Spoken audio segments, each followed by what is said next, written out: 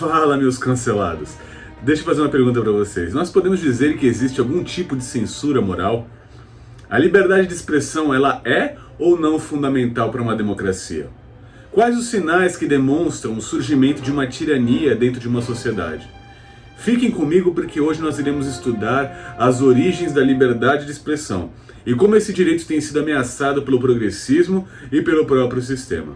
Então já curte, comenta sua opinião depois do vídeo, se inscreve caso não seja inscrito e compartilha com seus amiguinhos para que a gente possa fazer esse canal crescer. Beleza?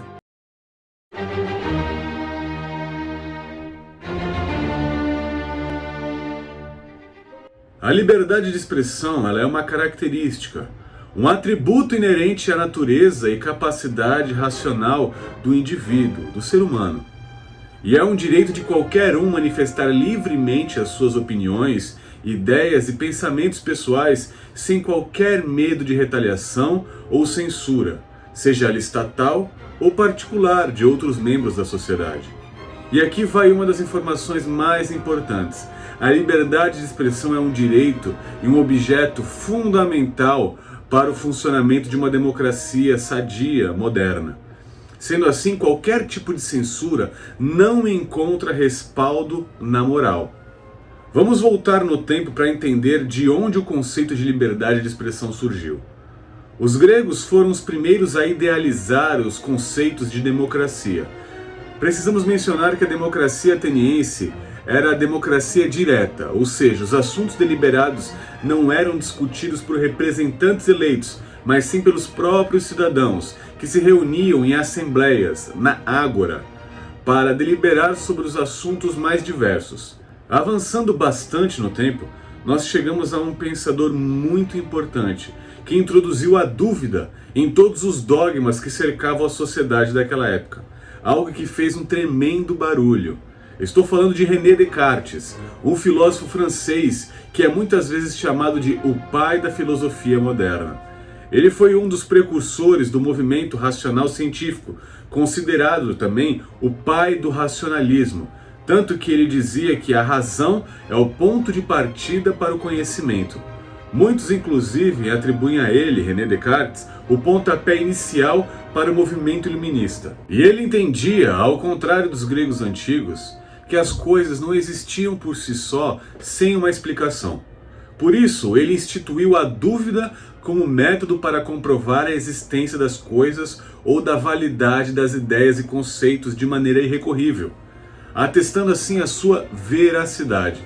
Descartes ficou tão preso nessa ideia de duvidar de tudo, botando à prova todos os conceitos até então conhecidos, que ele chegou a questionar a sua própria existência, entendendo que ele realmente existia, dizendo a célebre frase: penso, logo existo.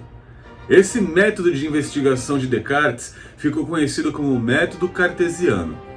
Gilvan, por que você está falando de Descartes? Porque não há como comprovar nenhuma situação real que afeta a sociedade sem liberdade para questionar o status quo. Só consigo identificar um problema dentro de uma realidade se eu contestar essa realidade, seja qual for. Wallace, o que você está fazendo é mansplaining, que é o homem explicar o feminismo para a mulher. Não é necessário, a gente sabe muito bem o que é feminismo e a gente entende o seu ponto de vista. Só que é desnecessário. Em nenhum momento. Assim, ó, em nenhum momento eu tô tentando explicar o agora você feminismo. tá interrupting, que é quando você tenta interromper uma mulher explicando o feminismo pra vocês. Não é. Ó, Wallace, entenda. Não é o seu lugar de fala. Você pode ouvir, complementar e nos respeitar. Você não tem que ensinar pra gente. Logo, para mim, a teoria por trás do lugar de fala é uma limitação que impede o debate entre aqueles que apresentariam objeções pertinentes ou até mesmo impertinentes acerca de um determinado assunto. Como vou descobrir se o cidadão em questão que questiona algo realmente tem algo bom e lógico ou não para acrescentar se eu não ouvi-lo? Se eu impedir de colocar a realidade à prova, eu estou impedindo ele e todo o coletivo de alcançar a comprovação de algo.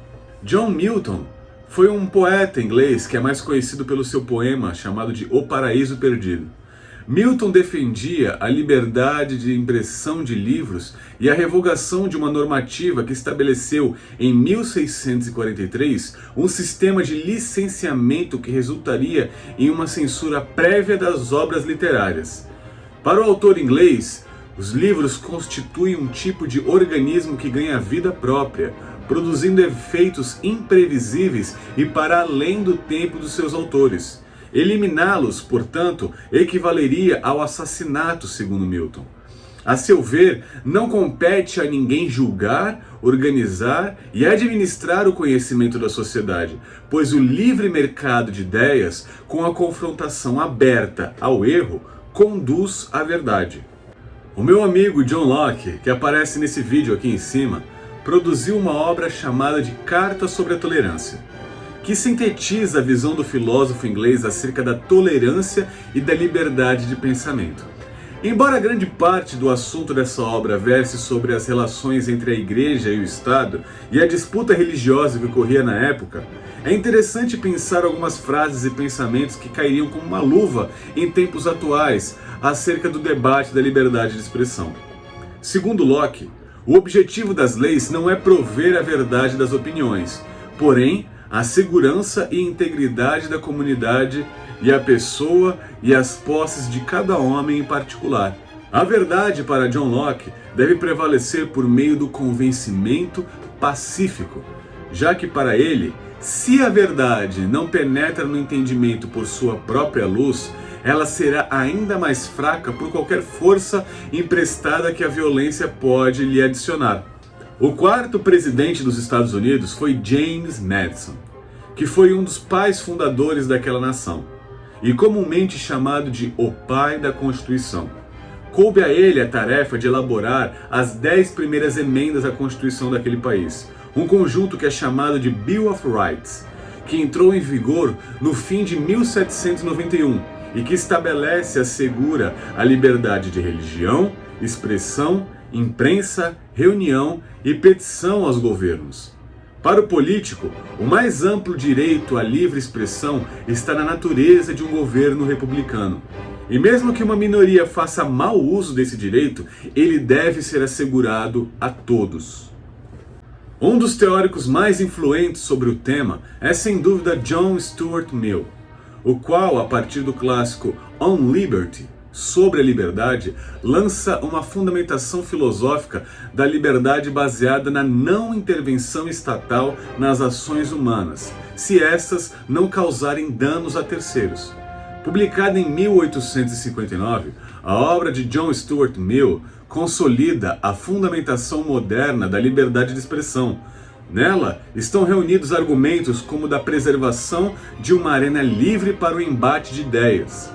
O filósofo britânico argumenta ainda que a busca pela verdade deve ser constante, com espaço permanente para a dúvida e para o respeito ao contraditório. Na clássica obra já referida, Stuart Mill sustenta que a liberdade do indivíduo não pode ser limitada unicamente porque a maioria não concorda com ela.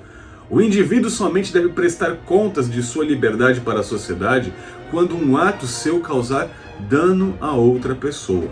O último filósofo que eu vou citar, na verdade não é o último, tem mais um, mas fica para o final, é Friedrich Hegel, George William Friedrich Hegel, ou Hegel para os íntimos.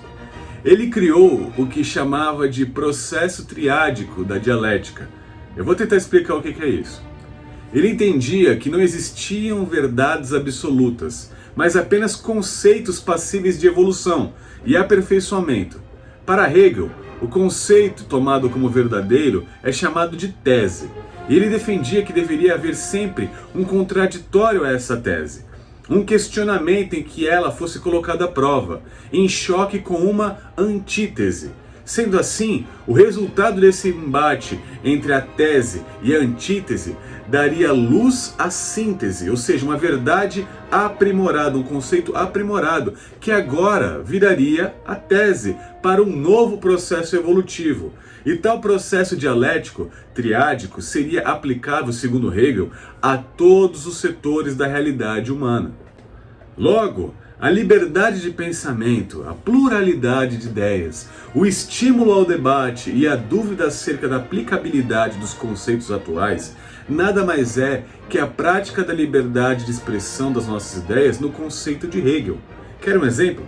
Imagine um procedimento qualquer realizado pelo Estado. Digamos que eu duvide da idoneidade do processo em si ou de como atestar a sua veracidade. Se eu tiver a liberdade de questionar a tese, ou seja, o serviço estatal, com as minhas dúvidas e ideias que compõem a antítese, pode ser que esse serviço ou processo realizado pelo Estado possa agora oferecer mais segurança para os que utilizam tal serviço e assim aperfeiçoar esse serviço numa síntese. Entenderam? Agora, impedir que certos assuntos sejam debatidos dentro da sociedade, além de gerar desconfiança por quem pensa de forma diversa, impede o aperfeiçoamento dessas situações. Conseguiram captar? Apenas regimes totalitários e antidemocráticos restringem o direito de se expressar livremente. Entre 1917 e 1991, o Estado soviético foi marcado por censura. Quando os bolcheviques subiram ao poder, a liberdade era um dos seus slogans. Embora uma das suas primeiras medidas tenha sido limitar a liberdade de expressão. No início de novembro de 1917, o governo soviético assinou o decreto que proibia a publicação de qualquer artigo burguês criticando as autoridades da época. Depois pesquisem melhor como era a atuação do Glavlitch, órgão que censurava todos os meios de comunicação, literatura e artes na antiga União Soviética. A organização Human Rights Watch diz que durante a liderança do presidente Chávez e agora do atual presidente Nicolás Maduro, a acumulação de poder no executivo na Venezuela e a erosão das garantias dos direitos humanos permitiram ao governo intimidar, censurar e processar os seus críticos, e relatou que redes difusoras de rádio e TV podem sofrer censura se criticarem aquele governo. A organização Freedom House, em seu relatório anual de 2013, classifica a Venezuela na segunda pior posição das Américas em relação à liberdade de expressão. Logo atrás, adivinhe de quem? Cuba. Ambos na categoria de países não livres. A liberdade de expressão é um direito consagrado em todas as democracias vigentes no mundo e protegido pela Declaração Universal dos Direitos Humanos de 1948 e pelas diversas constituições de vários países, inclusive da nossa. No artigo 5º da Constituição Federal Brasileira de 1988, no seu inciso 4, diz que é livre a manifestação do pensamento, sendo vedado o anonimato. No inciso 8º, diz que ninguém será privado de direitos por motivo de crença religiosa ou de convicção filosófica ou política, salvo se as invocar para eximir-se de obrigação legal a todos imposta e recusar-se a cumprir prestação alternativa fixada em lei. No mesmo artigo, no inciso 9º, diz que é livre a expressão da atividade intelectual, artística, científica e de comunicação, independentemente de censura ou licença. No artigo 220 da Constituição diz que a manifestação do pensamento, a criação, a expressão e a informação, sob qualquer forma, processo ou veículo, não sofrerão qualquer restrição observado o disposto nessa Constituição. E no parágrafo 2º do mesmo artigo diz que é vedada toda e qualquer censura de natureza política, ideológica e artística. Mas o que nós temos visto recentemente no Brasil e em todo o Ocidente é um debate fervoroso e uma tentativa de reduzir o direito de se expressar. Vemos que o atual governo, junto do Poder Judiciário, cogita uma regulação das mídias sociais. Eu acho que é preciso fazer uma regulação da mídia eletrônica nesse país. Vimos contas de redes sociais, de personalidades e até mesmo de parlamentares que possuem imunidade do artigo 53 da Constituição Federal sendo suspensas, não permitindo que eles participassem das praças públicas atuais de discussão que são as redes sociais. A geração woke, que posteriormente desejo analisar melhor com vocês, criou uma turminha chata pra caramba, que acha que sabe de tudo e não estudou nada. Eles não conseguem construir uma estrofe de pensamento sem se valer de frases prontas dos ideólogos que pertencem aos seus grupos identitários e querem impor as suas regrinhas progressistas a todes. Eles não aceitam o contraditório e utilizam da cultura do cancelamento para calar quem quer que seja que ofereça uma opinião diversa à que eles acreditam ser a verdade. Não podemos apoiar ou achar normal que as pessoas utilizem um conceito abstrato de ofensa para justificar e impor as suas ideias sobre outras. Danilo Gentili falou algo em um podcast que eu assino embaixo, eu vou colocar aqui. A geração para trás que todo mundo só tem direito e não tem dever. Que todo mundo só é oprimido e nunca é opressor. Então, depois que ficar ofendido deu poder às pessoas, todo mundo passou a se ofender com muita facilidade. Ah, Gilvan, então você está dizendo que não deve haver limites? É isso mesmo? Todos podem dizer o que quiser acerca de outras pessoas? Ninguém vai ser responsabilizado pelas palavras que diz? Então, meu amiguinho, deixa eu te falar uma coisa. A lei ela já prevê a responsabilização de quem gera dano à imagem de outra pessoa. Basta a pessoa ofendida buscar os seus direitos na justiça. A lei já prevê criminalmente as condutas como calúnia, injúria e difamação, os chamados crimes contra a honra. Já existem contrapesos legais para o excesso da liberdade de expressão. Cada pessoa, ao exercer a sua liberdade de maneira danosa para outra, precisa sim ser responsabilizada por cada palavra que profere, mas não pode ser previamente calada ou proibida de falar sobre determinado assunto de maneira arbitrária. Apoiar o politicamente correto, a cultura do cancelamento e a censura é delegar a poucos a régua moral daquilo que pode ser dito por todos.